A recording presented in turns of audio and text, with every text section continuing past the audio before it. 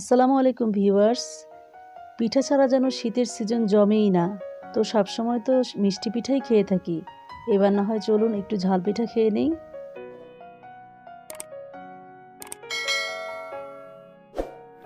একটা পেঁয়াজ কুচি করে রেখেছিলাম, সেটা দিয়ে দিচ্ছি।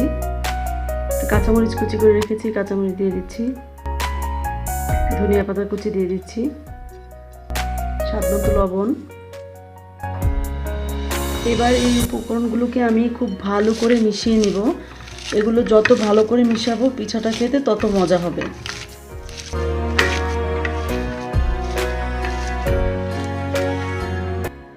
মশলাটা ভালো করে মিশাতে মিশাতে একটু পানি ছাড়া ছাড়া একটা ভাব হয়েছে, তো এইরকমভাবে মিশাতে হবে।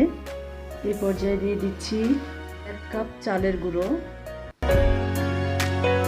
আধা কাপ আটা, হাফ চা চামচ বেকিং পাউডার ও 1 চা চামচ চিলি ফ্লেক্স।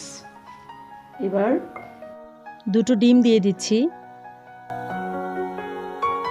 এবার এই উপকরণগুলোকে আমি ভালো করে মিশিয়ে নিচ্ছি। অল্প একটু পানি দিয়ে দিচ্ছি। 10 মিনিটের জন্য ঢাকনা দিয়ে ঢেকে রেখে দিচ্ছি। এবার তেল দিয়ে দিচ্ছি ভাজার জন্য। মোটামুটি একটু ডুবো তেলে ভাজতে হবে, তাই 10 মিনিট পরে চলে আসলাম।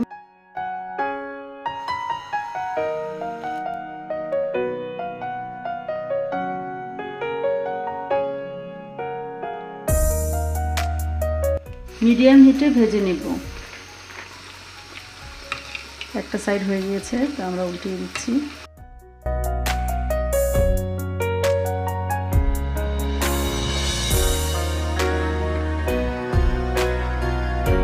এবার উঠিয়ে নেওয়ার পালা হয়ে গিয়েছে।